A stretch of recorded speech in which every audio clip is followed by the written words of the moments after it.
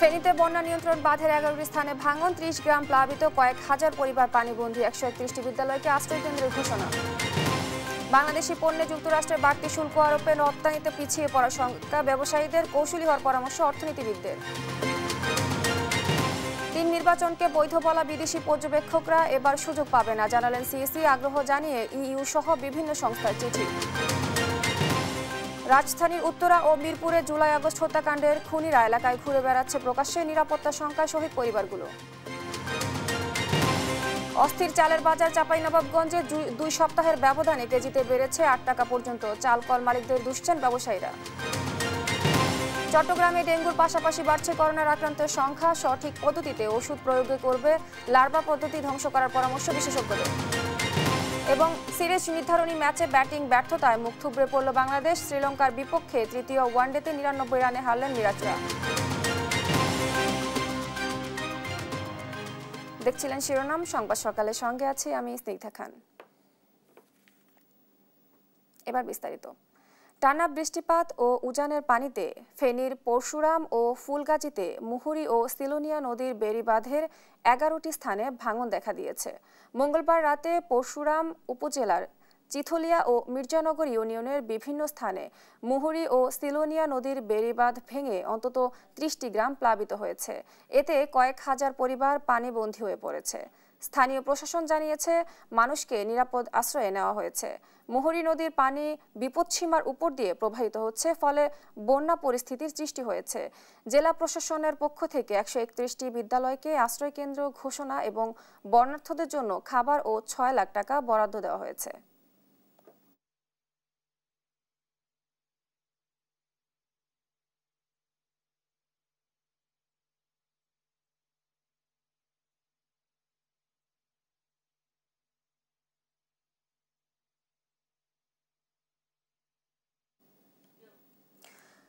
টানা বৃষ্টিপাত ও উজানের পানিতে ফেনীর পরশুরাম ও ফুলগাজীতে মুহুরী ও সিলোনিয়া নদীর বেড়িবাঁধের 10টি স্থানে ভাঙন দেখা দিয়েছে। এ বিষয়ে বিস্তারিত জানতে সরাসরি যুক্ত হচ্ছে আমাদের ফেনী প্রতিনিধি তোফায়েল আহমেদ নিলয়ের সঙ্গে। নিলয়, এই মুহূর্তে ভাঙনের কারণে কতটি গ্রাম বা এলাকা প্লাবিত হয়েছে এবং স্থানীয়রা কিভাবে আশ্রয় নিচ্ছেন বা দুর্ভোগে পড়ছেন আমাদের জানাবেন। স্নিগ্ধা, আপনাকে ধন্যবাদ। শুরুতে আপনাকে বলে রাখি যে গত কয়েকদিনের টানা বৃষ্টি এবং ভারতের উজান থেকে নেমে আসা পাহাড়ি ঢলে মুহুরী এবং সিলোনিয়া নদীর 11টি পয়েন্টে ভাঙন সৃষ্টি হয়েছে। সেই ভাঙনগুলো দিয়ে লোকালয়ে পানি প্রবেশ করছে। এখনও পর্যন্ত আমাদের কাছে উপজেলা প্রশাসনের পক্ষ থেকে যে তথ্য জানানো হয়েছে, প্রায় 20টি গ্রামে প্রায় 15 থেকে 16,000 মানুষ পানিবন্দী রয়েছে। তবে এই সকল পানিবন্দী মানুষ সাধারণভাবে আমরা দেখেছি যে নিম্ন অঞ্চলগুলোতে বেশি পানি থাকলেও মানুষের বাড়িঘরে আংশিক কিছু পানি রয়েছে বলে তবে জানিয়েছেন। তবে এছাড়া গতকাল রাত থেকে আমরা দেখেছি এখানকার জেলা প্রশাসন প্রায় 131টি শিক্ষা প্রতিষ্ঠানকে আশ্রয়কেন্দ্র ঘোষণা করেছে। সেখানে কিছু নদী তীরবর্তী যে সকল মানুষ রয়েছে, কিছু মানুষ সেখানে আশ্রয় নিয়েছে বলে আমরা জেনেছি। তবে এখানকার যে বন্যা পরিস্থিতি বা এখানকার যে নদী ভাঙনের চিত্র, সেটি কিন্তু প্রতি বছর জুন জুলাই এলে মানুষ এই কবলে, এটির ভাঙনের কবলে পড়ে, মানুষ ক্ষতিগ্রস্ত হয়। মানুষের বাড়ি ঘর, আসবাবপত্র এবং ফসলের জমির ফসল এবং পুকুরের ঘের, মাছ সহ সবগুলো কিন্তু ক্ষতিগ্রস্ত হয়। এখানকার মানুষ সবসময় দাবি করে যে তারা সেখানে টেকসই বাঁধ চায়, কিন্তু পানি উন্নয়ন বোর্ড সেখানে বলছে যে তাদের একটি মেগা প্রকল্প ইতিমধ্যে মন্ত্রণালয়ে পাঠিয়েছে 7,340 কোটি টাকার। সেটি যদি বাস্তবায়ন হয়, প্রকল্প যদি অনুমোদন হয়, সেক্ষেত্রে কিন্তু এই এলাকার মানুষের যে দীর্ঘদিনের দুর্ভোগ সেটি কিন্তু লাঘব হবে। তবে আমরা দেখেছি যে এই এলাকার মানুষ সবসময় অভিযোগ করে থাকে যে এলাকার মানুষের যে নদীটি রয়েছে, সেই নদীটি বেশ কিছু জায়গায় সংকুচিত রয়েছে, বেশ কিছু জায়গায় বন জঙ্গল এবং কি ঝোপঝাপে কিন্তু পরিণত হয়েছে। সেগুলো কিন্তু ঠিকমতো পানি উন্নয়ন বোর্ড পরিষ্কার পরিচ্ছন্নতা না করার কারণে কিন্তু সেখানে পানির যে প্রবাহ সেটি ঠিক থাকে না, যার কারণে সামান্য বৃষ্টি হলে বা উজানের পানি থেকে পানি নামা শুরু করলে কিন্তু ফুলগাজীর বিভিন্ন অঞ্চলে কিন্তু সেখানে ভাঙন ভাঙন সৃষ্টি হয়। আমরা ইতিমধ্যে দেখেছি সিলোনিয়া নদীর 7টি পয়েন্টে ভাঙন সৃষ্টি হয়েছে এবং মুহুরী নদীর 4টি পয়েন্টে ভাঙন সৃষ্টি করার খবর আমরা পেয়েছি। আমি এই মুহূর্তে রয়েছি ফেনী শহরের একাডেমি রোড এলাকায়। এখানে গত 3 দিনের যে টানা বৃষ্টি, সেই টানা বৃষ্টিতে আমরা দেখেছি এখনও শহরের অধিকাংশ সড়ক কিন্তু পানির নিচে নিমজ্জিত রয়েছে। এই সকল সড়কগুলোতে গতকাল রাত থেকে কিন্তু কিছু অংশে পানি নামা শুরু করলেও এখনও অধিকাংশ সড়কে কিন্তু পানি রয়েছে বলে আমরা দেখতে পাচ্ছি। তবে এখানে পৌর প্রশাসক বলছে যে বৃষ্টি যদি কমে তাহলে সেক্ষেত্রে পানি নেমে যাবে। তবে আমরা দেখেছি যে সকাল থেকে গুড়ি গুড়ি বৃষ্টি হচ্ছে, এখন কিছুটা ভারী বৃষ্টির হচ্ছে। তবে এই বৃষ্টির পরিমাণ যতদিন পর্যন্ত না কমবে ততদিন পর্যন্ত কিন্তু এই জলবদ্ধতা কমবে না বলে জানিয়েছেন। তবে এখানকার সাধারণ মানুষ যারা বলছে তারা সবসময় দাবি করছে যে এই ফেনী পৌরসভা একটি জনগুরুত্বপূর্ণ পৌরসভা। এখানে লক্ষ লক্ষ মানুষ বসবাস করে। তাদের যে পৌরসভার যে নাগরিক সুবিধা সেগুলো তারা থেকে বঞ্চিত হচ্ছে। এর কারণ হচ্ছে পৌরসভার অব্যবস্থাপনাকে তারা দোষারোপ করছে। ঠিকমতো ড্রেনেজ ব্যবস্থাগুলো পরিষ্কার করা হয় না, ঠিকমতো যে সকল ড্রেনগুলো অপরিষ্কার অপরিচ্ছন্ন খালগুলো রয়েছে সেগুলো পরিষ্কার না করার কারণে কিন্তু এই যে জলবদ্ধতার কবলে মানুষকে পড়তে হয় বলে তারা বলছে। তবে আমরা দেখেছি যে এখানে যে সড়কগুলো সেগুলো এখনো পানির নিচে তলিয়ে আছে। পৌরসভা যে উদাসীনতা সেটি কাটিয়ে ভবিষ্যতে এই পৌরবাসী যেন জলবদ্ধতার শিকার না হয় সে বিষয়ে পৌরসভাকে দৃষ্টি রাখবে, এমনটি কিন্তু প্রত্যাশা করছে এইসব ওয়ার্ডের সকল ধরনের নাগরিকরা। তো এই ছিল আমার কাছে জলবদ্ধতা এবং ভারতের উজান থেকে নেমে আসা পাহাড়ি ঢলে মুহুরী এবং সিলোনিয়া নদীর বাঁধ ভাঙার সর্বশেষ তথ্য। ধন্যবাদ আপনাকে। ফেনী থেকে বন্যা পরিস্থিতি জানাচ্ছিলেন আমাদের সহকর্মী তোফায়েল আহমেদ নিলয়। 1 আগস্ট থেকে যুক্তরাষ্ট্রে বাংলাদেশি পণ্য 35% শুল্ক আরোপ হলে রপ্তানিতে বিশ্ববাজারে বাংলাদেশ পিছিয়ে পড়বে বলে মনে করছেন বিজিএমইএ সভাপতি মাহমুদ হাসান খান। এজন্য প্রধান উপদেষ্টার হস্তক্ষেপের কথাও জানান তিনি। এদিকে প্রতিযোগিতামূলক বাজারে টিকে থাকতে ভিয়েতনামের মতো যুক্তরাষ্ট্রের জন্য শূন্য শুল্কের কৌশল অবলম্বনের পরামর্শ দিয়েছেন অর্থনীতিবিদরা। বিস্তারিত মোহাম্মদ আলাউদ্দিনের রিপোর্ট। গেল এপ্রিলে বাংলাদেশি পণ্য যুক্তরাষ্ট্রে প্রবেশে নতুন 37% শুল্ক আরোপ করে ট্রাম্প, যা বাংলাদেশি রপ্তানিকারকদের জন্য গলার কাটা হয়ে দাঁড়িয়েছিল। পরিস্থিতি সামাল দিতে ট্রাম্পকে চিঠি লিখেন প্রধান উপদেষ্টা ডক্টর মোহাম্মদ ইউনুস। জবাবে অন্যান্য দেশের মতো বাংলাদেশের জন্য 3 মাসের জন্য নতুন শুল্ক হার স্থগিত করেছিল ট্রাম্প। কিন্তু 7 জুলাই 35% শুল্ক আরোপের সিদ্ধান্ত নিয়ে ডক্টর মোহাম্মদ ইউনুসকে ফিরতি চিঠি পাঠায় মার্কিন প্রেসিডেন্ট ডোনাল্ড ট্রাম্প। এদিকে শুল্ক কমাতে ওয়াশিংটনের সঙ্গে 9 জুলাই আবারও আলোচনায় বসতে যাচ্ছে ঢাকা। এ ব্যাপারে বিজিএমএ সভাপতি মাহমুদ হাসান খান বলেন, বিশ্বে প্রতিযোগিতামূলক বাজারে টিকে থাকতে এই শুল্ক হার আরও কমাতে হবে। এজন্য বাণিজ্য মন্ত্রণালয়ের পাশাপাশি প্রধান উপদেষ্টা হস্তক্ষেপ করলে আশাব্যঞ্জক ফল পাওয়া যাবে বলেও জানান তিনি। দেখেন, 35% শুল্ক যদি থাকে ইউএস গুডসের উপরে, সেটা হবে বিপর্যয়কর আমাদের জন্য। কারণ হচ্ছে আমাদের টোটাল এক্সপোর্টের 20% আমরা ইউএসএতে করি। সেটার ক্ষেত্রে আমাদের যে প্রতিযোগিতার সক্ষমতা সেটা কমে আসবে। কারণ আমাদের কম্পিটিটিভ কান্ট্রির চেয়ে আমাদের যদি ট্যারিফের পরিমাণ 10 থেকে 15% পার্থক্য থাকে, সেইটা হলো অ্যাডজাস্ট করা খুব একদম অসম্ভব বিষয়। বাণিজ্য উপদেষ্টা নিজেই এখন এটার মধ্যে ইনভলভ হয়েছেন। আমরা মনে করি প্রধান উপদেষ্টার এটাতে ইনভলভ হওয়া উচিত, তাইলে একটা ভালো বা আমাদের এক্সপেক্টেড রেজাল্ট পাওয়া সম্ভব। এদিকে বাণিজ্য কৌশল হিসেবে ভিয়েতনামের মতো বাংলাদেশকেও যুক্তরাষ্ট্রের পণ্যে শুল্ক কমিয়ে সমঝোতায় আসার পরামর্শ দেন অর্থনীতিবিদ মোহাম্মদ মাজিদুল হক। পাল্টা শুল্ক নীতির যে নেগোসিয়েশনের বিষয়টা যদি আমরা সফল না হয়, তাহলে কি বাংলাদেশের অর্থনীতি কিন্তু সামনের দিকে এগিয়ে যাওয়ার জন্য অনেক পিছিয়ে পড়বে এবং প্রতিদ্বন্দ্বী দেশ থেকে অনেক পিছিয়ে পড়বে। কারণ বাংলাদেশের অর্থনীতির ক্ষেত্রে যারা প্রতিদ্বন্দ্বী, ভিয়েতনাম বলেন, থাইল্যান্ড বলেন, লাওস বলেন, তারা যদি সফলভাবে মার্কিন যুক্তরাষ্ট্রের সাথে পাল্টা শুল্ক নীতির বিষয়ে যদি আপনার আলোচনা করে ফলপ্রসূ রেজাল্ট পায়, ফলাফল পায়, তাহলে কিন্তু বাংলাদেশ অনেক পিছিয়ে যাবে।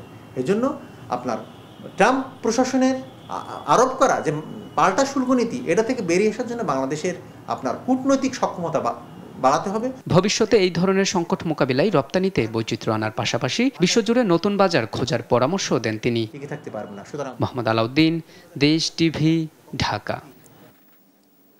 বিগত 3 নির্বাচনকে বৈধ বলা বিদেশি পর্যবেক্ষকদের আসন্ন জাতীয় নির্বাচন পর্যবেক্ষণের সুযোগ দেওয়া হবে না বলে জানিয়েছেন সিইসি এএমএম নাসির উদ্দিন।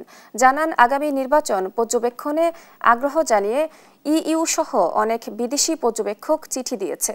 নির্বাচন সংশ্লিষ্ট সবার ভাবমূর্তি রক্ষায় সুষ্ঠু ও গ্রহণযোগ্য নির্বাচন জরুরি বলেও জানান সিইসি। শিউলি রায় রিপোর্ট।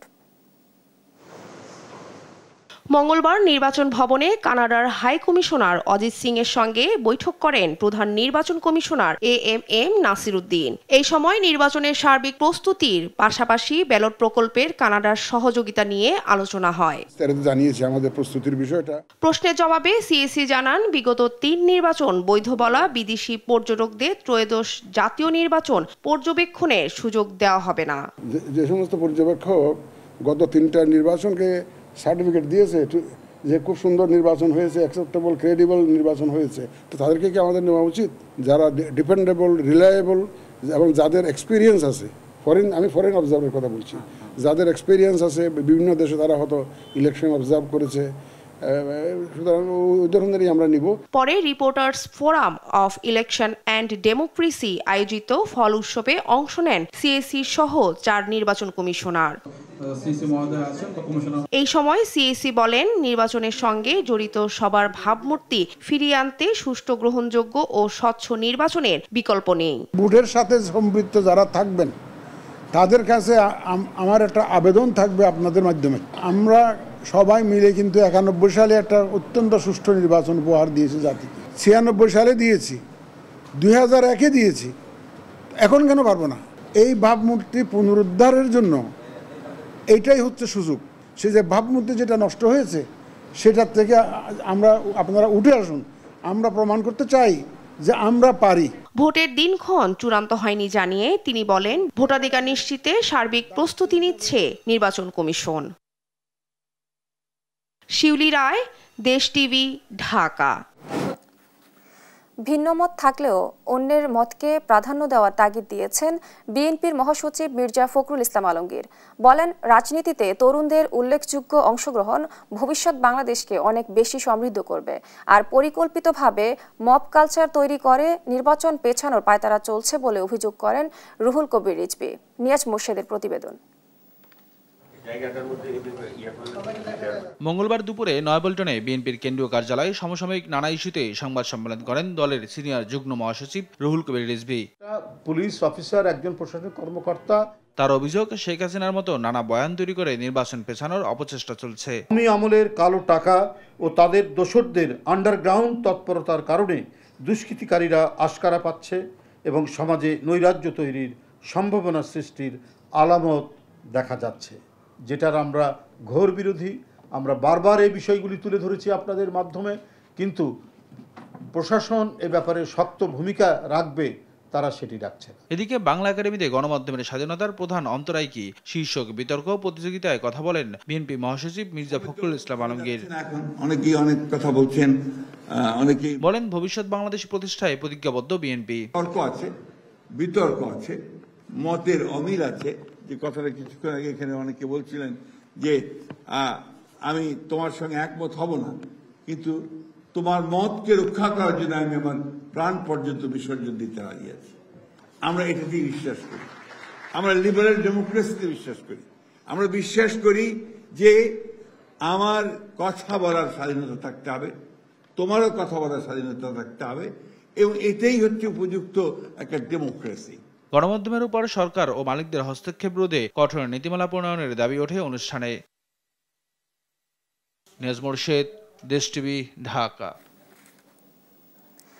ফ্যাসিবাদ বিরোধী আন্দোলনে শহীদদের স্বপ্নের বাংলাদেশ বিনির্মাণে এনসিপি কাজ করে যাবে, এমনটাই জানালেন দলটির আহ্বায়ক নাহিদ ইসলাম। বলেন, বাংলাদেশপন্থী রাজনীতি করবে এনসিপি। মঙ্গলবার দুপুরে কুষ্টিয়ায় জুলাই পদযাত্রা পরবর্তী পথসভায় এই কথা বলেন তিনি। এর আগে বুয়েট শিক্ষার্থী শহীদ আবরার ফাহাদের কবর জিয়ারত করেন এনসিপি নেতারা। নাহিদ হাসান তিতাসের তথ্য ছবিতে জানাচ্ছেন আপন অপু। জুলাই গণ অভ্যুত্থানের বার্ষিকীতে সারা দেশে পদযাত্রা কর্মসূচি পালন করছে জাতীয় নাগরিক পার্টি এনসিপি। পদযাত্রার ৮ম দিনে কুষ্টিয়ায় জুলাই আন্দোলনে শহীদদের পরিবারের খোঁজ খবর নেন কেন্দ্রীয় নেতারা। পরে বুয়েট শিক্ষার্থী আবরার পাহাদের কবর জিয়ারতের মধ্য দিয়ে শুরু হয় জুলাই পদযাত্রা। আহ্বায়ক নাহিদ ইসলাম বলেন, ফ্যাসিবাদ ও ভারতের আধিপত্যবাদ বিরোধী আন্দোলনের শহীদদের স্বপ্নের বাংলাদেশ নির্মাণই এনসিপির লক্ষ্য। ফ্যাসিবাদ বিরোধী লড়াইয়ে আন্দোলনের সময় গত ১৬ বছরে যারা গুম, খুন এবং নির্যাতনের শিকার হয়েছে, আমরা সেই সকল শহীদ এবং সকল নির্যাতিত মানুষকে ধারণ করি। সেই শহীদরা যেই স্বপ্নের বাংলাদেশ দেখেছিল, যে স্বাধীন সার্বভৌম মর্যাদার বাংলাদেশ স্বপ্ন দেখেছিল, যে বাংলাদেশপন্থী রাজনীতির উত্থান তারা করতে চেয়েছিল, আমরা সেই রাজনীতি করতে চাই। এনসিপি নেতারা বলেন, অল্প সময়ের মধ্যে এনসিপি সাধারণ মানুষের যে সাড়া পেয়েছে তা অন্য কোনো দল পায়নি। জনসমর্থন নিয়ে সরকার গঠনের আশাবাদও জানান তারা। সামনের বাংলাদেশকে আমরা সংস্কার এবং বিচারের আঙ্গিকে বিনির্মাণ করতে চাই।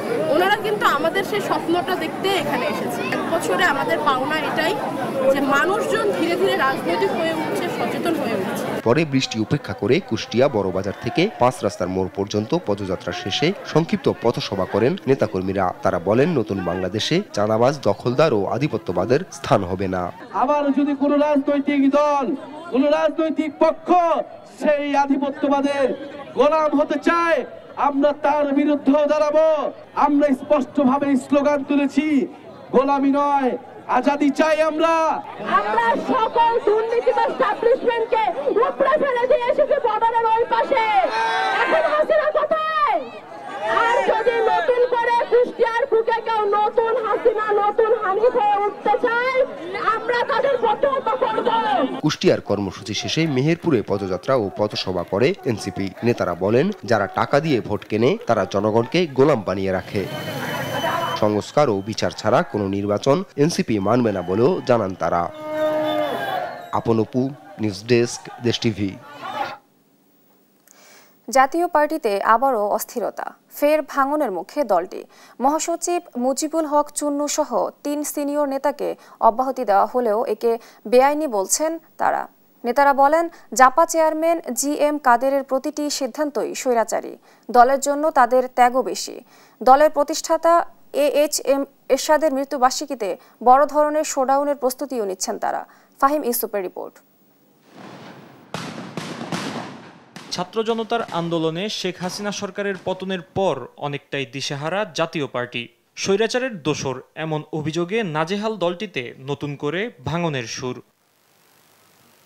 ঘুরে দাঁড়ানোর অংশ হিসেবে সোমবার ব্যারিস্টার শামীম হায়দার পাটোয়ারিকে মহাসচিব করেছেন GM কাদের। জাতীয় পার্টির সব ধরনের পদ থেকে অব্যাহতি দেয়া হয়েছে দলের senior co chairman Anisul Islam Mahmud, co chairman ABM Ruhul Amin Hawlader এবং মহাসচিব মুজিবুল হক চুন্নুকে।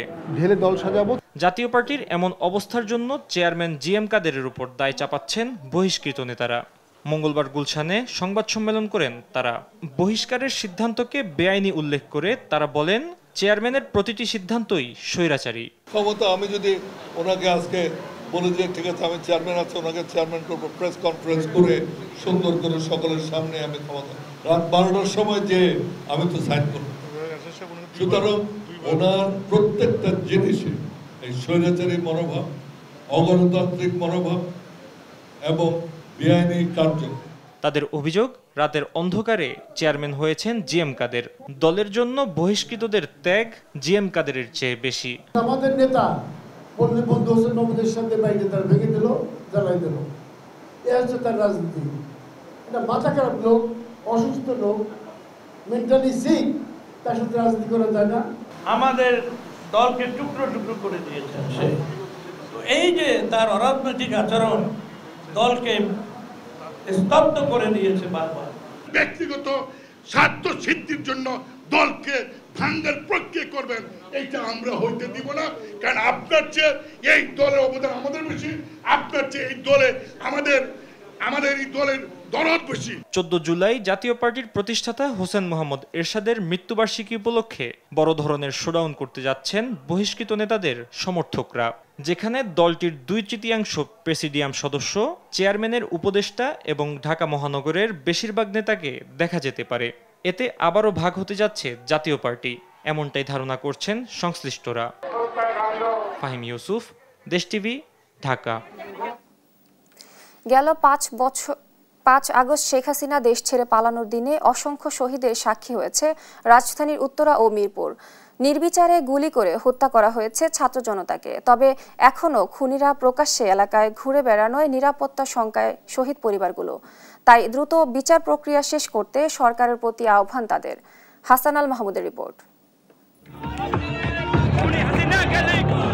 5 আগস্ট শেখ হাসিনা পালিয়ে যাওয়ার সংবাদে বাঁধভাঙ্গা উল্লাসে সড়কে ঢল নামে ছাত্র জনতার। সেই স্রোতেই উত্তরা এলাকায় দেখা যায় হাফেজ রেদওয়ান ইসলামকে। 16 বছরের স্বৈরাচার পতনের যে উচ্ছ্বাস নামে সড়কে সন্ধ্যা নামার আগেই তা ম্লান হয় রেদওয়ানের পরিবারে। ঘাতকের বুলেট কেড়ে নেয় রেদওয়ান ইসলামের প্রাণ। জুলাই জুড়ে আন্দোলনের সামনের সারিতে ছিলেন রেদওয়ান ইসলাম। সহপাঠীদের মনে এখন তা শুধুই স্মৃতি। 4টার পর নাগাদ শুধু এলেপাতারি গুলি থানার ওদিক থেকে, ওই গুলিতে শুধু রেদওয়ান না, অনেক লোক আপনার আহত হয়েছে।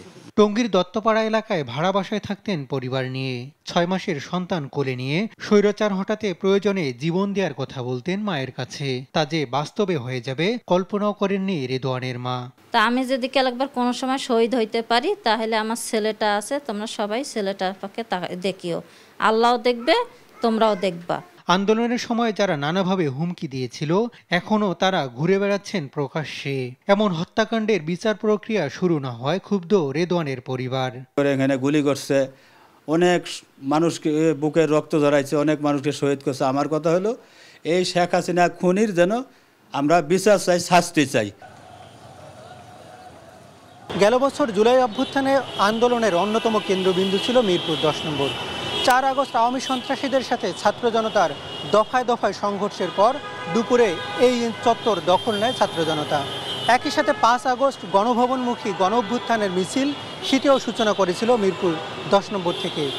এখানকার প্রতিটি ইঞ্চি মাটিতে লেগে আছে অসংখ্য শহীদের রক্ত।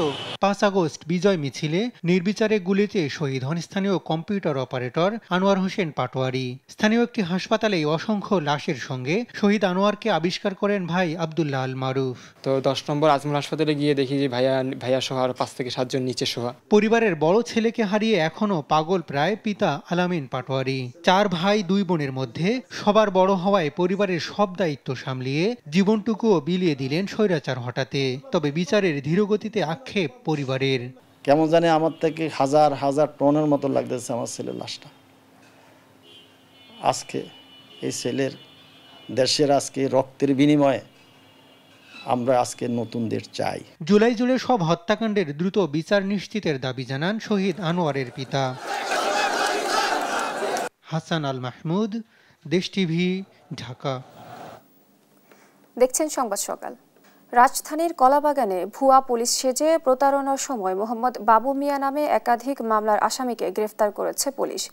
মঙ্গলবার ভোররাতে সেনাবাহিনী ও কলাবাগান থানা পুলিশের যৌথ অভিযানে তাকে আটক করা হয়। তার বিরুদ্ধে মাদক ডাকাতির প্রস্তুতি সহ 8টি মামলা রয়েছে। আটকের পর ঘটনাস্থল থেকে পুলিশের পোশাক, খেলনা, রিভলভার উদ্ধার করা হয়। এ সময় কলাবাগান থানার ওসি ফজলে আশিক জানান তার আরেক সহযোগী সিয়াম পালিয়ে গেছে। তিনি আরও বলেন, আসামি স্বীকার করে তারা দীর্ঘদিন ধরে পুলিশের পোশাক পরে বিভিন্ন এলাকায় প্রতারণা করে আসছিল। এই ঘটনায় কলাবাগান থানায় মামলা হয়েছে। পলাতক আসামিকে গ্রেফতারের অভিযান চলছে বলেও জানিয়েছে কলাবাগান থানা পুলিশ। রাস্তাঘাটে বিভিন্ন সময় সে পুলিশের পোশাক পরে বিভিন্ন জায়গায় গাড়ি ঘোড়া থামায় সে তল্লাশি করতো রীতিমতো। ছিনতাইয়ের সাথেও জড়িত, সে মাদক ক্রয় বিক্রয়ের সাথেও জড়িত। তার বাড়ি থেকে আমরা আরও অনেক পুলিশের পোশাক আমরা উদ্ধার করতে পেরেছি এবং খেলনা পিস্তলও আমরা পেয়েছি তার বাসা থেকে। চালের অন্যতম উৎপাদন এলাকা হিসেবে পরিচিত চাঁপাইনবাবগঞ্জ, সেখানেও চালের বাজার অস্থির। 2 সপ্তাহের ব্যবধানে পাইকারি ও খুচরা পর্যায়ে সব ধরনের চালের দাম কেজিতে বেড়েছে 6 থেকে 8 টাকা পর্যন্ত। ব্যবসায়ীরা বলছেন, প্রাকৃতিক দুর্যোগে ক্ষতিগ্রস্ত হয়েছে ধানের উৎপাদন। এছাড়াও চালের দাম বৃদ্ধির নেপথ্যে রয়েছে চালকল মালিকদের কারসাজি।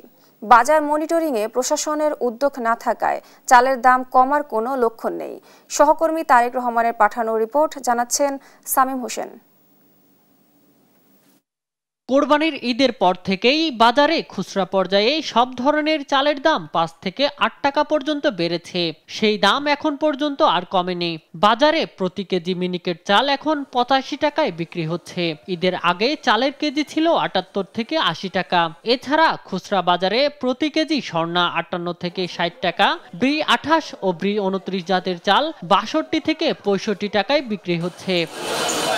অটো রাইস মিল মালিকদের অবৈধ মজুতের কারণে বাজারে ধানের দাম বেড়েছে বলে অভিযোগ ব্যবসায়ীদের। এছাড়া টানা বৃষ্টির কারণে চালের উৎপাদন ব্যাহত হচ্ছে বলে জানান তারা।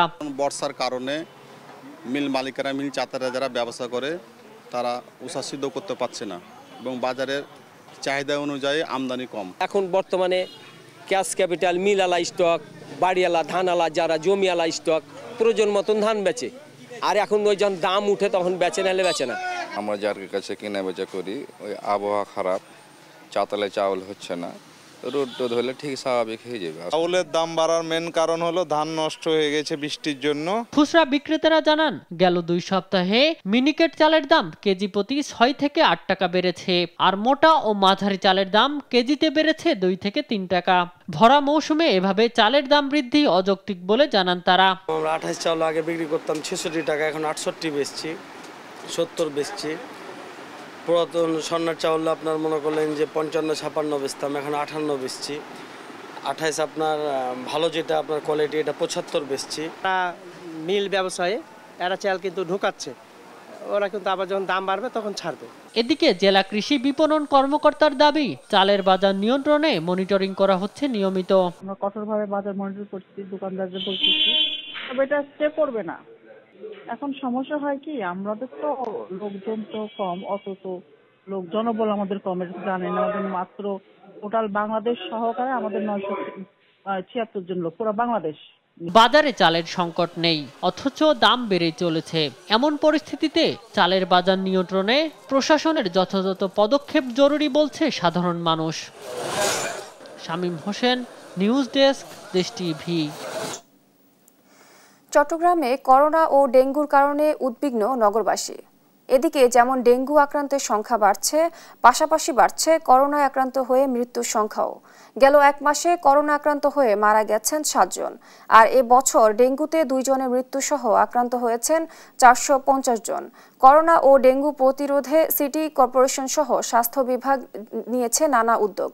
পাশাপাশি ডেঙ্গুর ভয়াবহতা রোধে কীটতত্ত্ববিদরা বলছেন, সঠিক পদ্ধতিতে ওষুধ প্রয়োগ না করলে এডিস মশার লার্ভা ধ্বংস করা যাবে না। চট্টগ্রাম থেকে AKM নাজিমের রিপোর্ট, জানাচ্ছেন শামীম হোসেন। বছরের শুরু থেকেই চট্টগ্রাম নগরীতে ডেঙ্গুর প্রকোপ শুরু হলেও জুন থেকে প্রকোপ বাড়ছে করোনার। ইতিমধ্যে করোনায় মারা গেছেন 7 জন আর আক্রান্ত হয়েছেন 184 জন। এবছর ডেঙ্গুতে 2 জনের মৃত্যু সহ আক্রান্ত হয়েছেন 450 জন। কারো জ্বর বা উপসর্গ দেখা দিলে দ্রুত চিকিৎসকের পরামর্শ নেয়ার পরামর্শ দিয়েছেন বিশেষজ্ঞরা। 2 ক্ষেত্রে চিকিৎসা মোটামুটি আমরা সেম। এইগুলাকে আইসিইউ কেয়ারে যদি রাখতে পারি এবং অক্সিজেন সাপোর্ট দিয়ে যদি রাখতে পারি, তাহলে আমরা রোগীদেরকে খুব দ্রুত চিকিৎসা দিয়ে মৃত্যুর হাত থেকে আমরা উদ্ধার করতে পারবো। লাংসের সাথে যে রক্তনালীগুলো আছে, যাকে আমরা পালমোনারি এম্বোলিজম, যেখানে আমরা রক্ত জমাট বেঁধে যায়, এই 2টা মেইন কারণ হচ্ছে যে আসলে করোনা রোগীর মৃত্যুর কারণ। আর শুধু বর্ষাকালেই নয়, পুরো বছর জুড়ে মশা নিধন কার্যক্রম পরিচালনা করার তাগিদ এই কীটতত্ত্ববিদের। এই মসকিউটোরকে কমপ্লিটলি কন্ট্রোল যদি করতে চাই, সেটা হচ্ছে যে ওদের লাইফ সাইকেলটা আমাদের জানা দরকার। ওদের লাইফ সাইকেল বেসিক্যালি 7 থেকে 10 দিন। আমরা যে শুধু রেনি সিজনটাকে এমফাসাইজ করি বা মানে বলি যে রেনি সিজনে কন্ট্রোলিং যে ব্যাপারটা আমাদের মধ্যে ঘটে, এটার থেকে আমার মনে হয় যে ইয়ার রাউন্ড আমাদের এটার বিষয়ে সচেতন থাকা উচিত। ডেঙ্গু ও করোনার এমন প্রকোপে উদ্বিগ্ন নগরবাসীকে আশ্বস্ত করতে সিটি মেয়র জানান, করোনা প্রতিরোধে আলাদা ডেডিকেটেড হাসপাতাল সহ বিনামূল্যে পরীক্ষার কিট ও টিকার ব্যবস্থা করা হয়েছে। ডেঙ্গুর যে অ্যান্টিজেন টেস্ট, সেই অ্যান্টিজেন টেস্ট আমরা কিন্তু ফ্রি করে দিচ্ছি। আর এখানে করোনার জন্য আপনারা দেখেছেন যে আমি 20 বেডের একটা আইসোলেশন সেন্টার আমরা শুরু করেছি। 15 বেড সাজা আর 5 বেড আমরা বিস্তার করব। সেখানে আপনারা দেখেছেন যে আমরা অক্সিজেন কনসেন্ট্রেটর থেকে শুরু করে, কন্টিনিউয়াস অক্সিজেন থেকে শুরু করে, এবং সেখানে আমাদের যে স্টাফ নার্সেস আমরা ডক্টর সেখানে আমরা নিয়োগ দিয়েছি। ডেঙ্গু ও করোনা প্রতিরোধে স্বাস্থ্য সচেতনতার পাশাপাশি মশার লার্ভা ধ্বংস, মশা নিধন ও স্বাস্থ্য সেবার সমন্বিত ব্যবস্থা নেওয়া না হলে সামনে পরিস্থিতি আরও ভয়াবহ হতে পারে বলে মত বিশেষজ্ঞদের। শামীম হোসেন, নিউজ ডেস্ক, দেশ টিভি।